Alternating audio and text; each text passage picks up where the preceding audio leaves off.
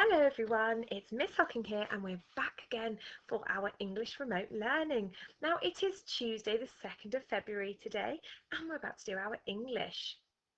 So today we are hoping to learn to understand the difference between a question and a statement.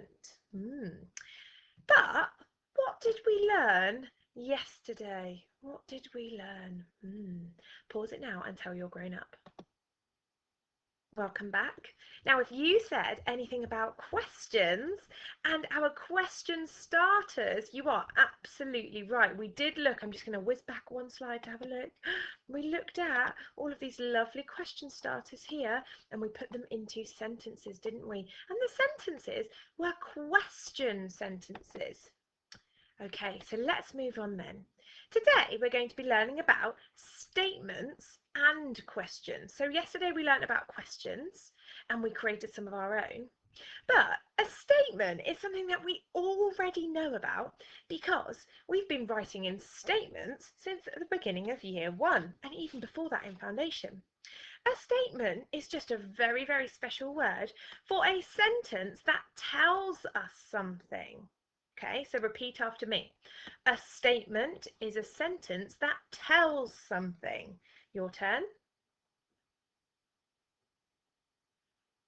Good, let's do that together.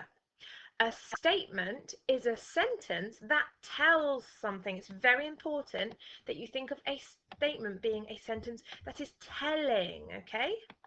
So let's have a look at some statements that you might already have recognised as a normal sentence. This one, doesn't want to play, there we go.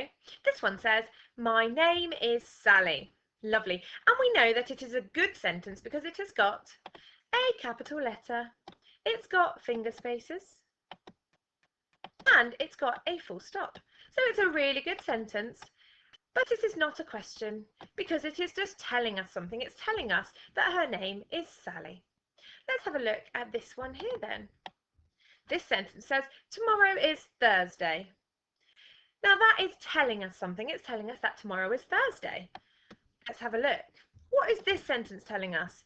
The boy ran to the shop. It tells us what the boy did.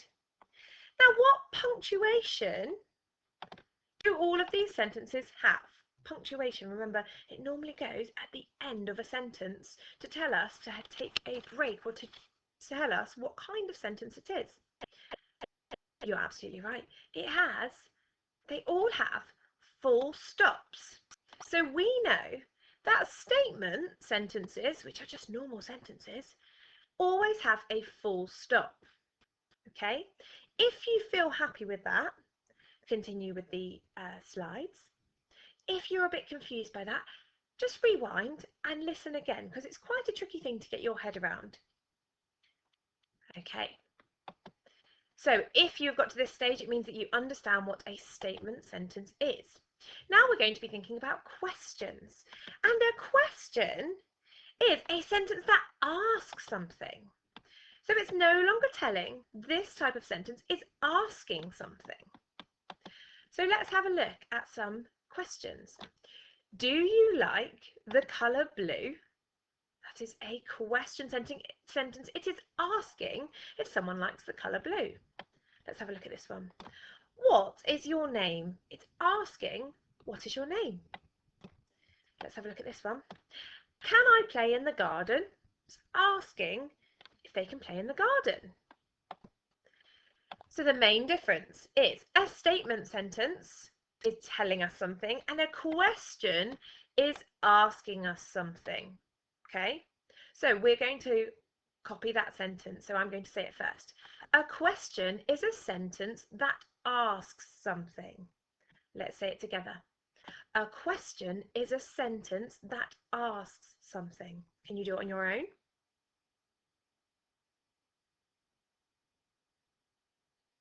Good job.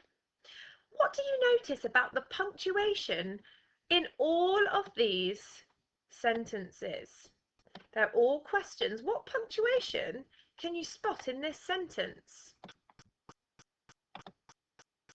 You're right, well done. They have question marks at the end. And yesterday we practiced writing our question marks and we should have got really good at them. So we can spot them now whenever we see a question. Okay, now something is wrong with these sentences here. They are all meant to be question sentences. I'll put that here to remind us. What I want you to do is have a look at each of these text messages that somebody is sending to their friend and work out what they have done wrong and work out if you can maybe fix them. Now, this doesn't need to be something that you write out. If you'd like to challenge yourself, then I think it's a really good idea if you want to write them out, but this is not one of our formal tasks. It's just for you to discuss, okay?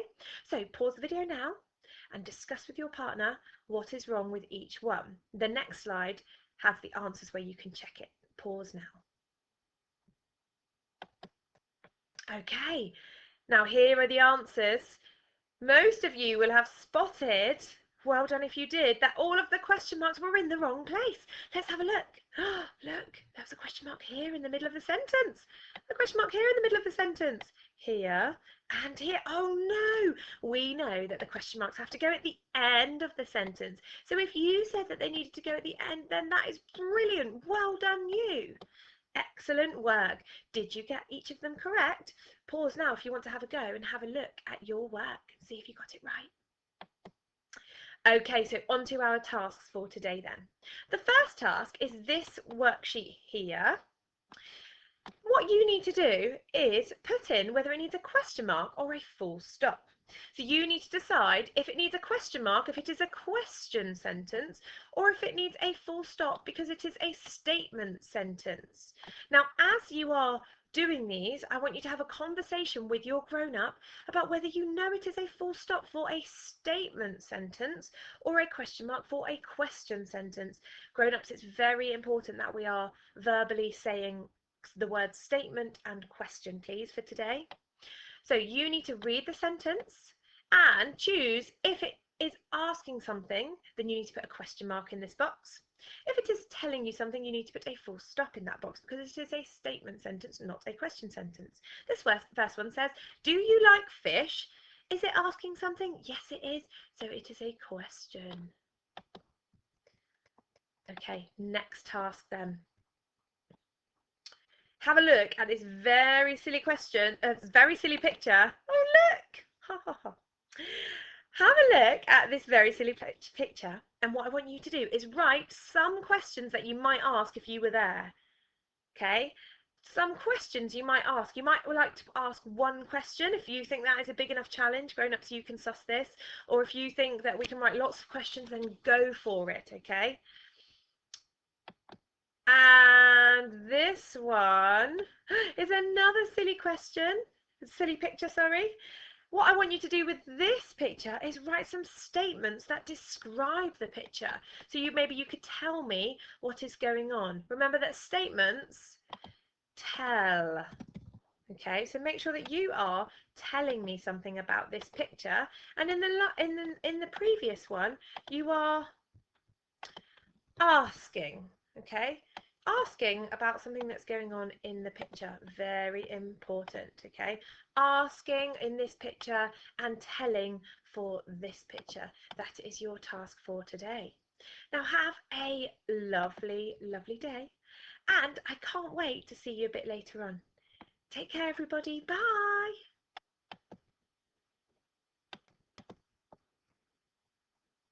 Just before I go, children, I just wanted to say, grown-ups, that if you want to write the sentences, if your child finds it really tricky to physically write, that is fine.